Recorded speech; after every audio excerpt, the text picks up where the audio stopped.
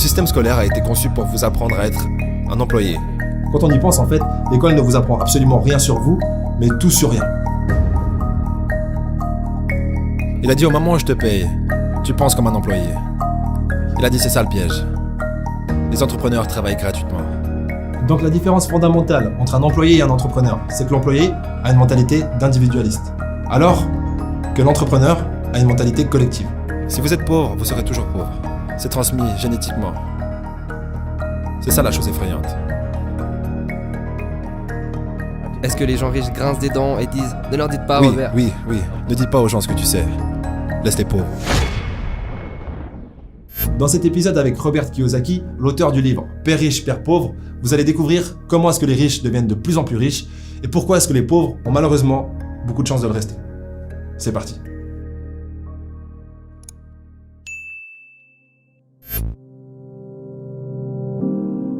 Donc j'étais à Hawaï, j'avais 9 ans.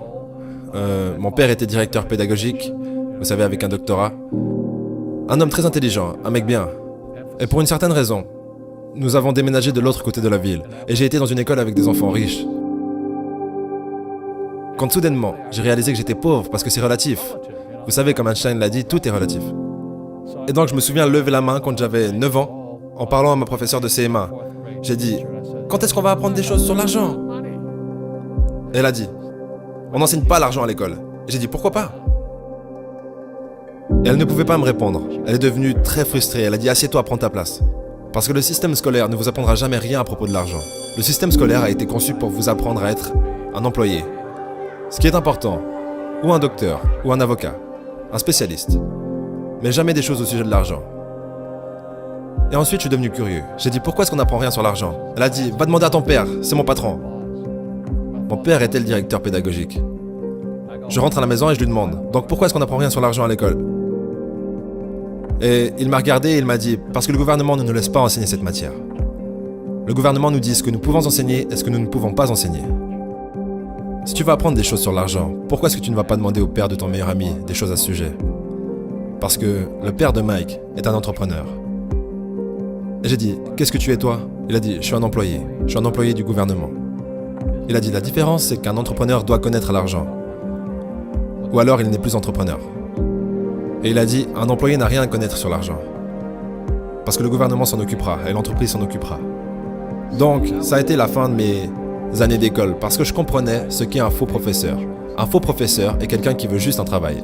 Et ils enseigneraient n'importe quoi. Vous savez, ils enseigneraient comment cirer des chaussures si vous les payez plus.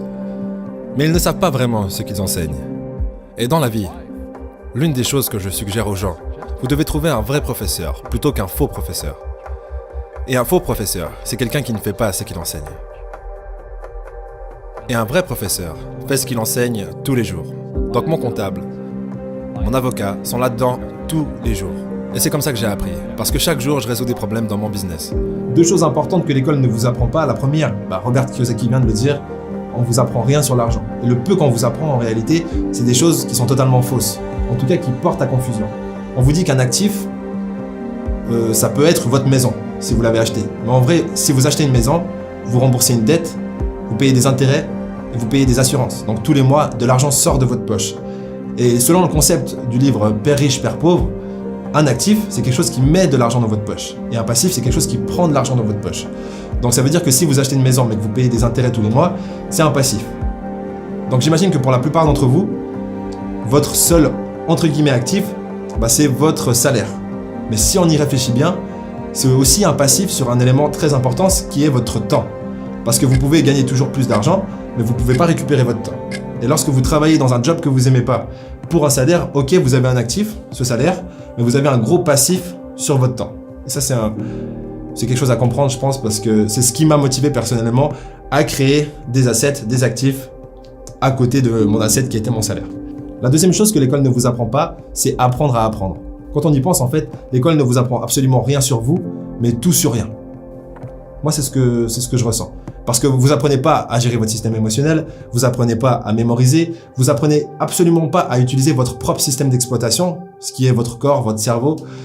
Et du coup, c'est assez aberrant. Comment est-ce qu'on pourrait faire un bon travail en tant qu'individu si on se connaît pas ? Et du coup, l'école devra répondre à cette question. Mais malheureusement, j'ai pas encore de bonnes propositions à faire, donc on va juste continuer le débat. Donc la deuxième chose que l'école ne vous apprend pas, c'est apprendre à apprendre. Lorsque vous apprenez, en fait, vous êtes gavé d'informations théoriques, mais que vous ne passez pas à la pratique, en fait, on ne vous apprend pas à faire des choses, on vous apprend à être un théoricien. Et ça, c'est un réel problème, parce que l'école n'est pas là pour créer uniquement des profs, mais aussi des gens qui peuvent créer de nouvelles choses et résoudre des problèmes qui n'ont pas encore été résolus. Donc une astuce, parce qu'on n'est pas là seulement pour se plaindre. Lorsque vous apprenez à faire du surf, vous lisez un livre, comment faire du surf. C'est important d'après d'aller faire du surf. Sinon ça sert à rien. Ça c'est logique. Mais si vous apprenez quelque chose que vous ne pouvez pas tout de suite pratiquer, ça arrive assez souvent. Dans ce cas-là, je vous recommande de jouer le rôle du prof. C'est-à-dire, une fois que vous avez appris quelque chose, allez l'apprendre à quelqu'un. Ce qui vous permettra d'intégrer en fait l'idée que vous savez ce que vous apprenez. Et du coup, vous le savez mieux. Donc j'étais ce gamin, complètement confus. Mais j'ai suivi le conseil de mon père et je suis lentement allé au bureau du père de Mike. Et finalement, avec de la persévérance, mon père riche a commencé à m'enseigner des choses sur l'argent, à une condition. Et cette condition, c'était qu'il ne me paierait jamais. Il a dit au moment où je te paye, tu penses comme un employé. Il a dit c'est ça le piège. Les entrepreneurs travaillent gratuitement. Mais vous savez, malheureusement, les pauvres, comme ça l'était dans la Bible, je ne suis pas vraiment religieux, mais les pauvres seront toujours parmi nous. Parce que ça commence là-haut. C'est dans leurs mots. Et les mots deviennent de la chair. Parce que les riches, les pauvres, la classe moyenne, la pauvreté commence par une attitude fondamentale. Mais quand ils disent « je ne peux pas me le payer » ou « je ne peux pas faire ça », ils s'enfoncent. Ils deviennent ce qu'ils disent. Les gens pauvres disent « je ne peux pas me le payer, je ne peux pas faire ça, je n'ai pas le temps ». Parce que c'est une échappatoire. C'est une échappatoire. Vous voyez ce que je veux dire? C'est plus facile de dire « je ne peux pas me le payer » ou « je suis trop fatigué, je ne peux pas aller à la salle ». Quand vous savez que vous pouvez aller à la salle. Mais non, je ne peux pas. C'est vrai. Et votre père riche disait quoi au lieu de « je ne peux pas me le payer ». Comment est-ce que je pourrais me le permettre? Comment je peux faire ça? Vous savez, qu'est-ce que ça demanderait? Ou pourquoi est-ce que je devrais faire ça? Il dit, une question ouvre l'esprit. Une affirmation ferme l'esprit. Donc vous voyez, quand vous dites « je ne peux pas me le permettre », votre esprit se ferme. Et vous devenez ce que vous dites. Vous savez, les gens disent « eh bien l'argent n'est pas vraiment important pour moi ». Alors, si l'argent n'est pas important pour vous, l'argent n'est pas important pour vous. Je veux dire, tu vois ce que je veux dire? Je m'en fiche de l'argent. L'argent s'en fiche de toi. Vous savez, les mots deviennent de la chair. Oh, je ne serai jamais riche. Ou le préféré, les riches sont égoïstes. Ce sont les pauvres qui sont égoïstes. Si vous y pensez. Parce que pour être riche, vous devez donner quelque chose. Je dois produire des livres ou des jeux. J'achète des biens immobiliers, je fournis des logements.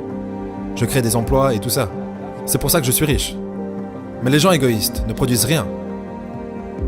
Oh non, ce sont les riches qui sont égoïstes. La pauvreté est transmise. Elle est enseignée dans les familles. Et la classe moyenne est enseignée dans les familles. Et donc, les gens là maintenant, qui sont assis à la maison, qui luttent financièrement et sont inquiets à propos de l'argent, ou juste malheureux, ils gagnent peut-être beaucoup d'argent mais sont juste malheureux de faire ce qu'ils font.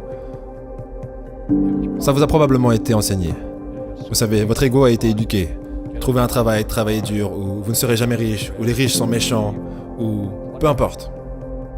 Et avant que vous changiez votre état d'esprit, l'argent ne vous aidera pas. C'est juste. Et on voit ça avec les gens qui gagnent à la loterie. Les gens qui gagnent plus d'argent, ils ont toujours les mêmes problèmes. Parce qu'ils ont cette âme d'homme pauvre. Exact. Si vous êtes pauvre, vous serez toujours pauvre. C'est vraiment difficile pour les gens de le comprendre. Oui, l'argent disparaîtra aussi vite que ça. Juste comme la plupart des athlètes professionnels, vous savez, ils gagnent des millions de dollars. Et quoi, 65% d'entre eux sont en faillite 5 ans plus tard. C'est parce qu'ils viennent de familles pauvres. Maintenant, vous leur dites ça, et elles sont très en colère contre vous. C'est la faute des riches. Vous m'avez dépouillé. Le gouvernement m'a dépouillé. Mais malheureusement, ce que M. Lipton disait, c'est transmis génétiquement. C'est ça la chose effrayante. Comparons rapidement la différence de mentalité entre la mentalité d'un employé et d'un entrepreneur. D'ailleurs, il n'y a pas de critique ou de jugement. C'est juste des mentalités différentes. Et je trouve que c'est bien de savoir dans quelle case on se trouve pour pouvoir se déplacer ou apprécier l'endroit où on est en pleine conscience. Donc l'employé dit que l'argent ne fait pas le bonheur, mais joue quand même à la loterie et travaille principalement pour son salaire et apporte en fin de compte de la valeur uniquement à son entreprise qui, elle, apporte de la valeur à sa clientèle.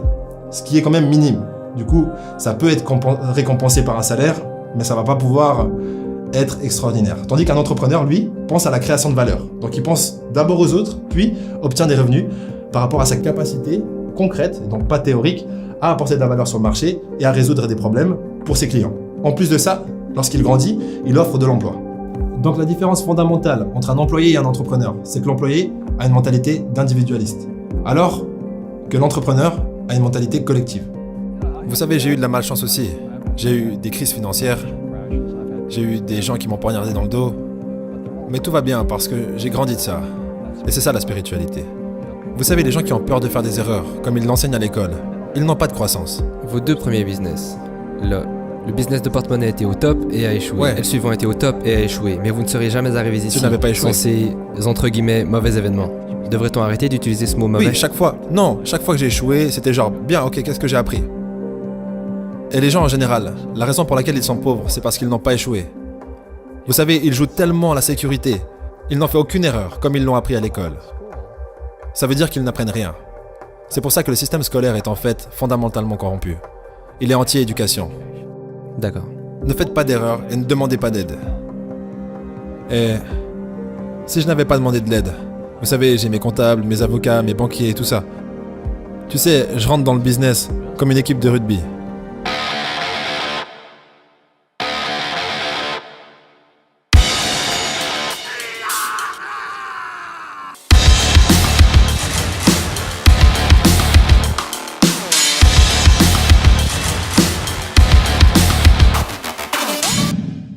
C'est boum, boum. Et on botte des culs. Vous savez, le jeu du business se joue avec des comptables, des avocats, des banquiers, et je déteste le dire, et des politiciens. Vous devez connaître le jeu. Donc ce que je dis aux jeunes, c'est, vous savez, trouvez votre jeu. Donc mon jeu financièrement, c'est le business en numéro 1 et en second l'immobilier. Et c'est pour ça que je ne paye pas de taxes. Et c'est pour ça que Trump ne paye pas de taxes. Légalement. C'est une combinaison de business et d'immobilier qui nous donne un avantage injuste sur les employés. Vous savez, Einstein a dit que l'imagination est plus importante que la connaissance. Mais la connaissance renforce l'imagination. Et c'est ce dont la plupart des gens manquent. C'est de la vraie connaissance du business. Comme la comptabilité. Vous savez, comme les dettes, comme les taxes. Vous devez connaître ces choses, mais ils ne l'enseignent pas à l'école, à personne. Donc aujourd'hui, quand les gens me demandent ce que je fais, ils me connaissent en tant que l'auteur de Père riche, Père pauvre. Je dis juste, je joue au Monopoly. Donc je possède des serres, je possède des grands hôtels, je possède des puits de pétrole, des cours de golf, des business. Je joue juste au Monopoly. C'est tout ce que je fais. Je n'ai pas besoin d'un travail, je n'ai pas de retraite, je n'ai pas besoin de retraite. Je ne veux pas que le gouvernement prenne soin de moi, mais je ressens la responsabilité sociale d'enseigner. Vous voyez, les gens me disent, pourquoi tu donnes pas de l'argent aux pauvres? Le seul problème avec ça, c'est que ça crée plus de pauvres. Donne un poisson à un homme et il pêche, il mange un jour. Ouais, vous donnez un poisson à un homme, et vous avez beaucoup de gens qui veulent plus de poissons. Mais vous leur apprenez à pêcher. Est-ce que les gens riches grincent des dents et disent « Ne leur dites pas, Robert ». Oui. Ne dis pas aux gens ce que tu sais. Laisse les pauvres. On va tout de suite voir ensemble les étapes d'employé à millionnaire, voire milliardaire. Mais avant ça, je vous propose le livre de Robert Kiyosaki, Le cadran du cash flow. Pour ceux qui n'ont pas encore lu Père riche, Père pauvre, je vous conseille d'abord Père riche, Père pauvre. Ça crée une bonne fondation pour ensuite passer au deuxième livre qui est Le cadran du cash flow. Les 2 liens sont dans la description. Si vous n'avez pas encore de compte Audible, le premier livre audio est gratuit. C'est vraiment 2 livres que j'ai lus, enfin que j'ai écoutés plutôt, et que je vous recommande pleinement. Surtout si vous voulez vous lancer sur votre quête d'indépendance financière. Du coup, comment passer d'employé à multimillionnaire en quelques mots? Là, c'est juste le schéma. Je vous invite à faire plus de recherches. D'ailleurs, on va traiter le sujet plus en détail à l'occasion. Mais en quelques mots, vous êtes employé. Numéro 1, il faut avoir le courage d'investir le peu de ressources que vous avez, donc le peu de temps que vous avez en dehors des heures du travail et votre salaire pour vous lancer dans une idée business. Il faut échouer.